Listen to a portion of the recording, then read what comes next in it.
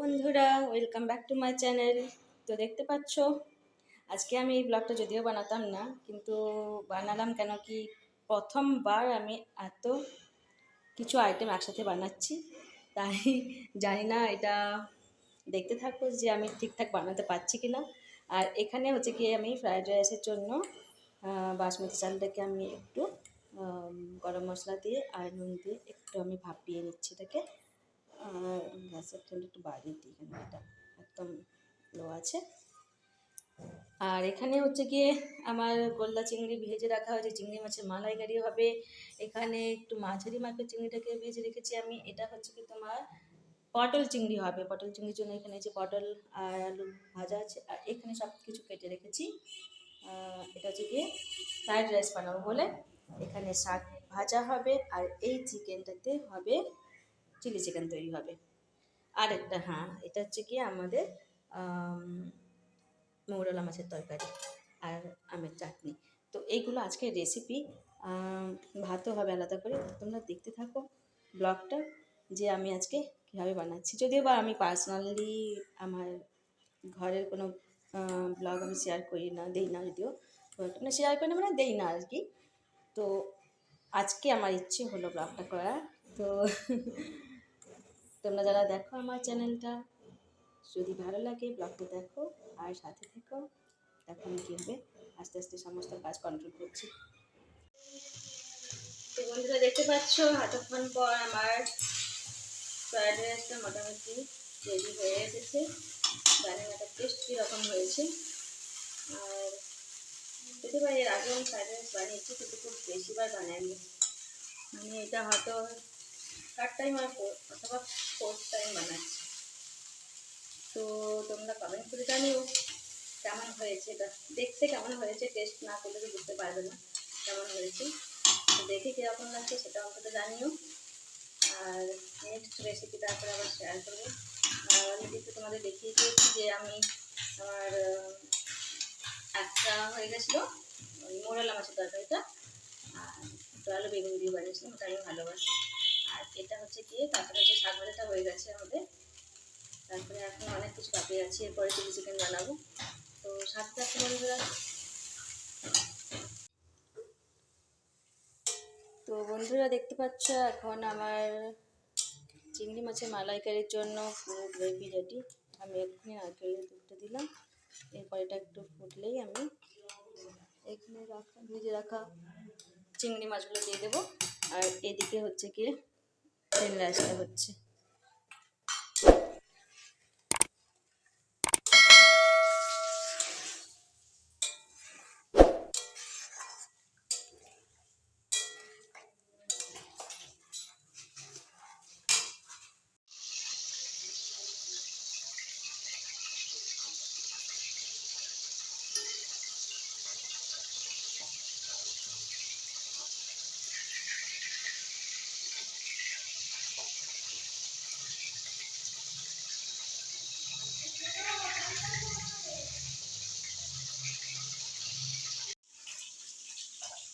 তো বন্ধুরা দেখো আজকে আমি এত রান্না করতে করতে একদম নাস্তানুভূত হয়ে যাচ্ছে একবারে।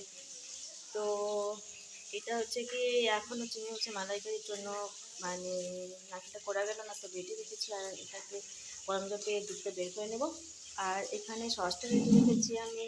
আর এখানে এটা হচ্ছে কি তোমার চিলি চিকেনের জন্য কাটা আছে। তো নিচে হচ্ছে কি ওর ক্যাপসিকামও কাটা আছে। তো আমি চিকেনগুলোকে ঠিক এইভাবে ভেজে নিয়েছি, দেখতেই পাচ্ছ। চিকেনটাকে এভাবে ভেজে নিয়েছি, আর লাস্ট একটু চিকেন বাকি আছে, ওটা ভেজে নেওয়ার পর হচ্ছে আমি চিলি চিকেনটা বানিয়ে নেব।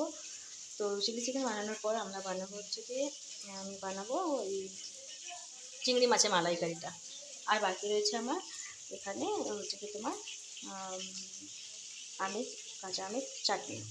এটা হয়ে গেলে মোটামুটি তারপরে এটাকে ভাত রান্না হবে, প্লেন রাইস তৈরিটা ওটা রান্না হবে। আর এটা হয়ে যাওয়ার পর থেকে বাস হয়ে গেল তাহলে। তো আমি ভেবেছিলাম হয়তো ব্যাপারটা খুব ইজি, মানে খুব তাড়াতাড়ি হয়ে যাবে, কিন্তু এটা ভীষণই টাইম টেকিং, মানে অনেকক্ষণ সময় নিয়ে নিচ্ছে, মানে আমার জন্য হয়তো নিয়ে নিচ্ছে বেশিক্ষণ সময়। তো রান্নার দিদিটা আমাকে হেল্প করতে যাই, আমি হয়তো অনেকটা তবু করতে পারছি, একাটা তো সম্ভবই হতো না আমার জন্য এত কিছু একসাথে করা।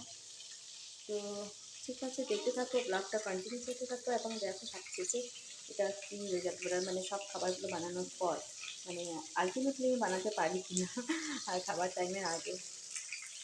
তো বন্ধুরা দেখতে পাচ্ছ সব শেষে অনেক লড়াইয়ের পর আমার চিলি চিকেন মোটামুটি রেডি হয়ে গেছে। আর একটু জাস্ট এটাকে একটু ফুটিয়ে নেবো, মিশিয়ে নেবো, জাস্ট 2-3 মিনিট ফুটে নেবো, তারপরে নামিয়ে নেবো। Chilli chicken ready. বাকি রইল হচ্ছে গিয়ে চিংড়ি মাছের মালাইকারি আর রাইস, প্লেন রাইস, আর হচ্ছে কি আমের চাটনি। খাতে থাকো, দেখতে থাকো কতক্ষণে বানাই, আরও কতক্ষণ লাগে। তো বন্ধুরা আমার ফ্রাইড রাইস হয়ে গেছে, আর এখন দেখছো এখানে আমি চিকেনটা একটু ম্যারিনেট করে রেখেছিলাম চিলি চিকেনের জন্য। এখন তেলও খুব গরম হয়ে গেছে দেখছো। তো আমি একটা একটা করে চিকেন ছাড়বো, হালকা করে।